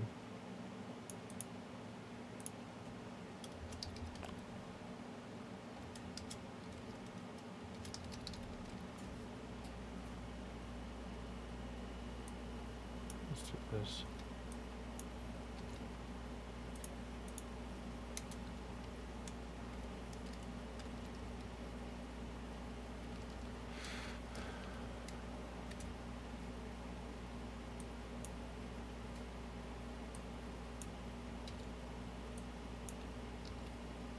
Okay. All over the place with shotguns. Shotgun users can go in any direction. I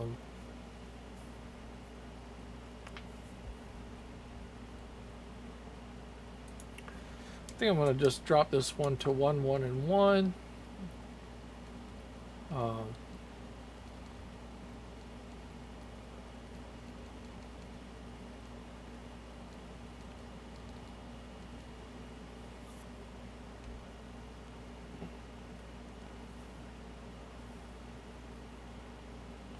Okay. Yeah. We're pretty solid with this. I think this is a pretty good... We're in a good place before we start writing these into the paragraph. That's awesome. We got the EMP in now. Definitely necessary. So that being said, definitely interested in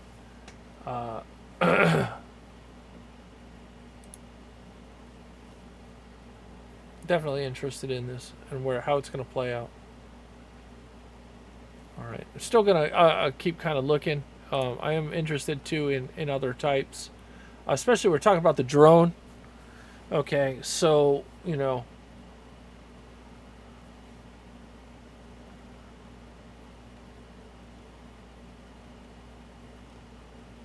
so they're talking about just random extra rounds, Dragon's Breath.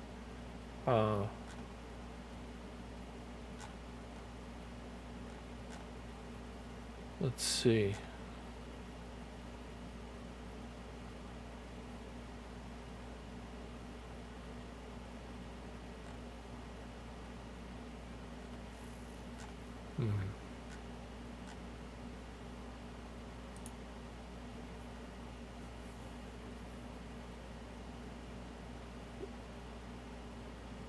Gimmick ammo.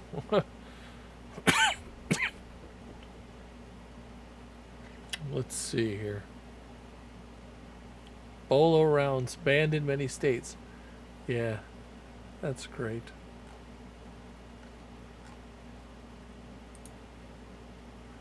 Let's see here.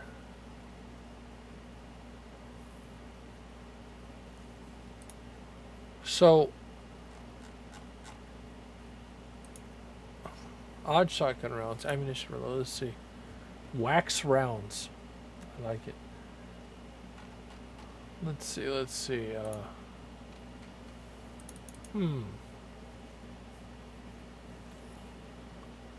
right.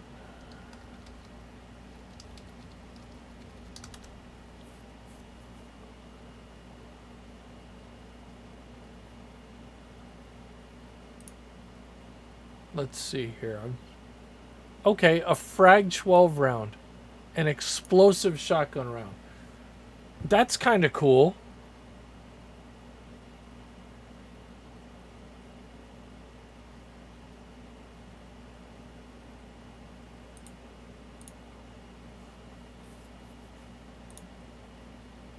A frag...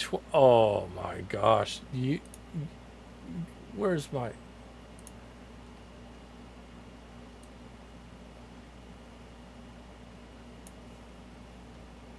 So, you know this is getting added, right? That's why we're here right now. We're going to go ahead and put it right here.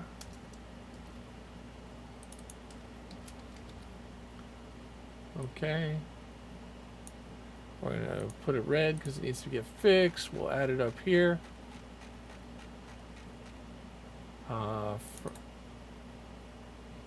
blue.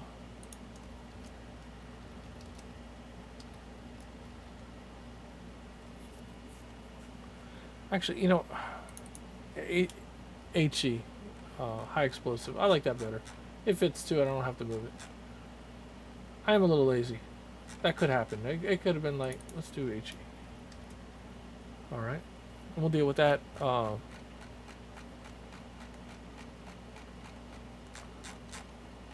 Okay, so we got that, and now we can go back to our list. And it is special ammo. Sorry. Nope, this one. So now it's going to go after H. So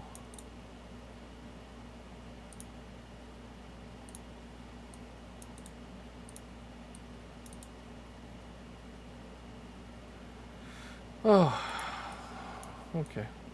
Control V.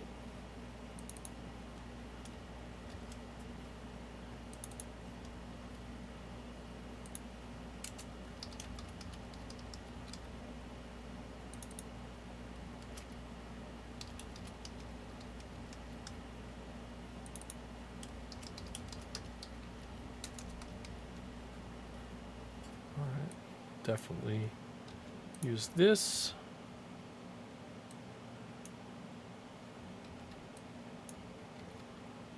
That.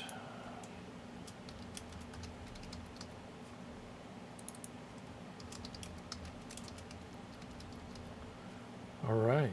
So.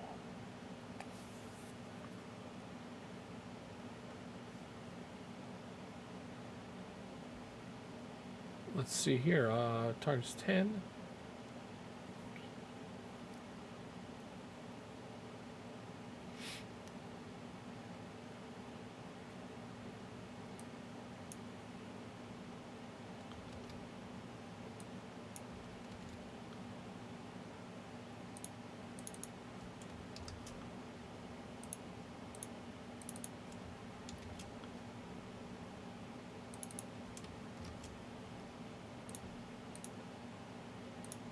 Okay, just kind of nasty. Throw that in there.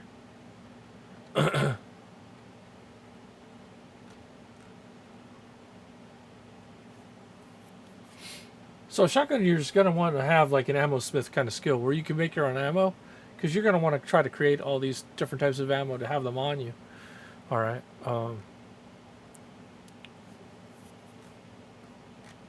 Okay. All right. You know what? We're coming down to the end of the stream. I'm just going to go ahead and play off. Actually, you know what I'll do? I haven't done it in a while. I'm going to open up Wartop. Just go over for a few minutes before we let go. I hope you guys enjoy this part. It takes a second here.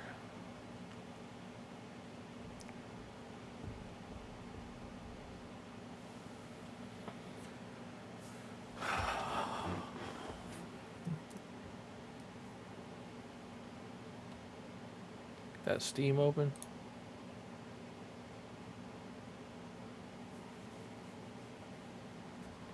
All right, so this is Wartop. It's a virtual tabletop simulator that's on Steam right now.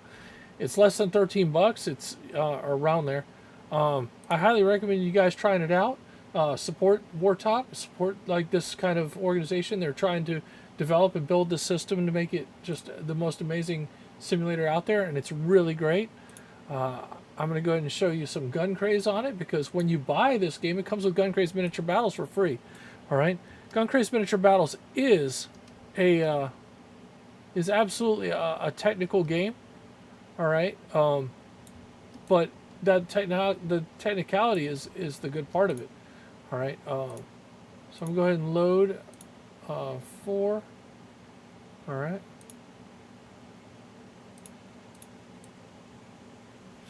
All right, so this is that battle we've been kind of working on for a while. We have various characters fighting the Batchoy Clowns. All right, and we have the Cyber Edge Hunters from Papsicles. Papsicles designed all these miniatures. So I want you to note these guys here. All right, this is their character card. Their character card has everything you need to use this miniature in the battle. All right. Now, if you're going to use the faction rules, then there's additional faction rule card. Here it is right here. Jovial Mass on Wheels. So all these guys are sitting on a scooter. Adds a trike hit location, so you see that on the card. The trike hit location is immune to stamina damage, toughness tests, and all conditions. If the trike is destroyed, the character may not run or sprint and must roll a D3 for charge movement.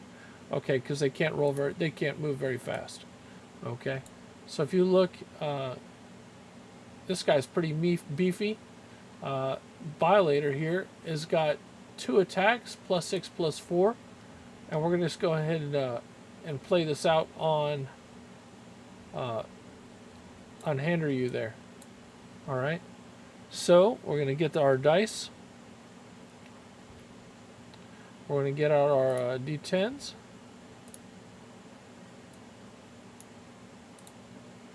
We're going to change one of them to red. You know, it'd probably be better if, like, I change color to represent, like, the guys. So we can go,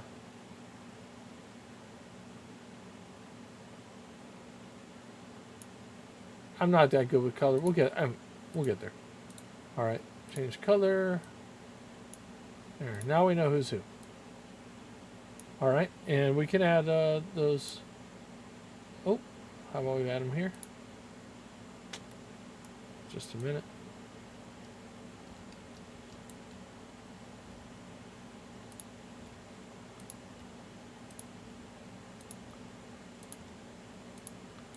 Okay, so we add the dice in. All right, what we're going to do is an opposed roll for the attack. So Violator here is going to attack Henryu. All right, so he's going to move. Actually, he's going to move first. And he's going to attack Henryu. Now, Henryu he ran. All right, it's not going to help him. This is melee. All right, so Violator has 2 attacks +6/+4 with the large cleaver. All right, and he has 2 large cleavers, so he can actually do the 2 attacks. All right, so he's going to use that one as his profile for this turn. All right, and we're going to swing back up. And Henryu has a defense of parry of 6, so he has a pretty good parry. This could work out for him. All right, so Violator is getting +6 for his first attack, and then he has 2 +4s. Henryu's going to get +6 parry for all 3. So Violator's hoping for the best. First attack roll. All right, that did not go well. Yeah, Henryu clearly he had a +6. He's at sitting at 11, and Violator he only got a he rolled a 1. All right, but he's got to spend a craze point, or he's going to possibly cause himself a problem. So let's roll that craze point. He goes up to a 2, and he just lets the attack miss after that. All right, the second attack roll. All right, we got a 5 and an 8. Again, Henryu comes out on top. That parry is just beastly. All right. So it's important to note here, whenever Henryu successfully parries a melee attack on an adjacent ranged attack, he may make a single out-of-turn attack roll using either of his attack profiles. So since he made that first parry, he's going to go ahead and use his second back at Violator.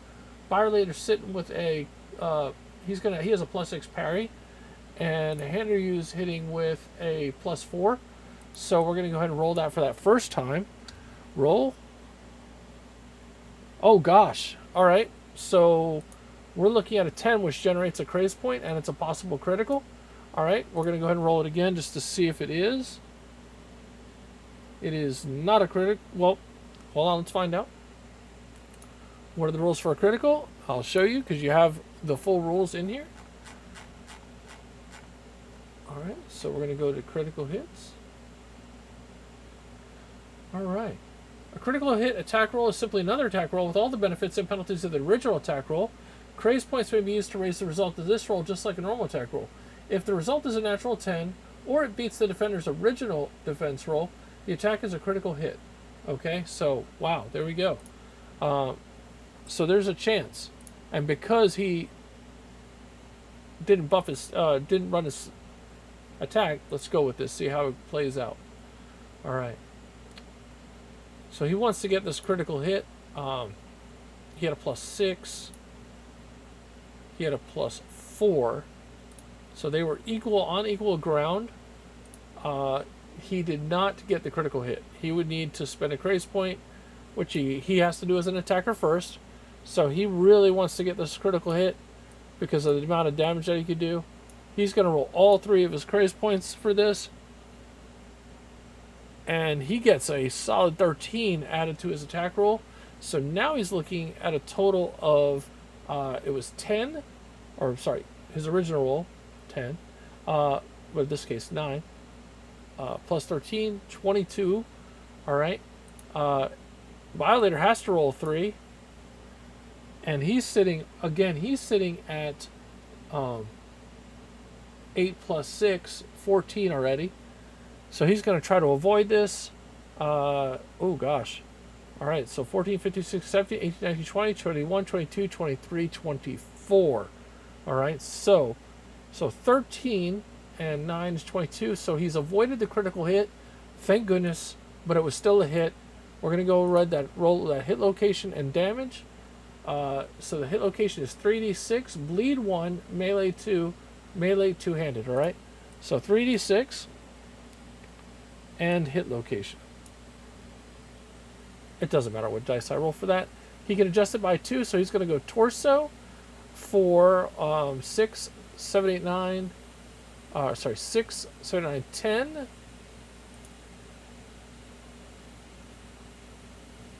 And he's going to give bleed 1. All right. So right now we're going to put on the token, which has bleed. So he's going to get stamina damage dealt to him. Oh, buddy.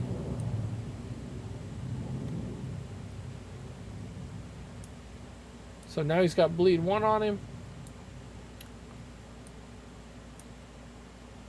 And he's going to take, again, he's going to take 6, 7, 8, 9, 10 points of damage to his torso. Oh, which is not a lot for him. He's a beast, all right?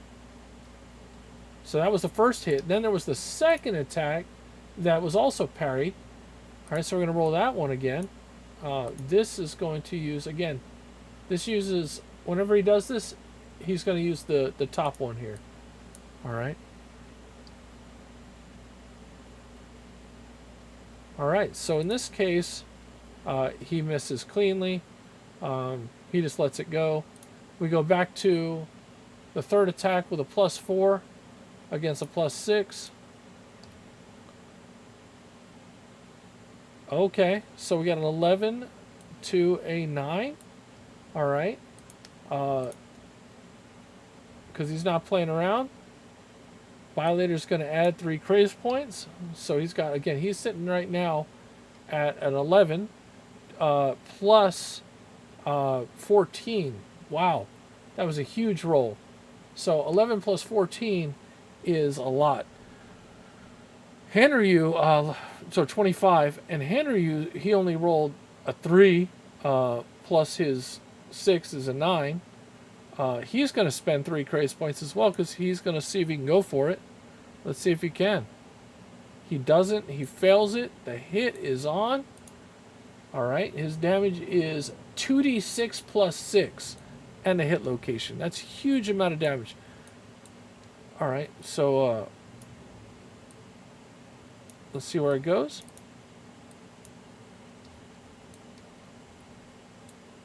All right.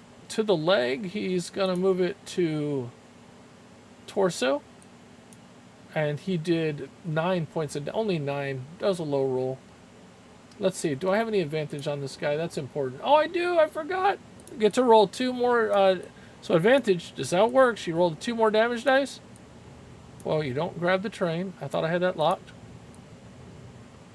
All right. Roll those 2 more damage dice. And you drop the... Wow. Are you serious? Okay, so I did 4. So I did... Get rid of those. All right. So I did 4 points of damage to the 5. All right. So that is... Or, well, not 4. I did 10 points of damage to his 5. So basically I tore out all of his armor. And he's going to take some stamina damage. And that comes to the end of our stream. I hope you guys enjoyed taking a look at Wartop.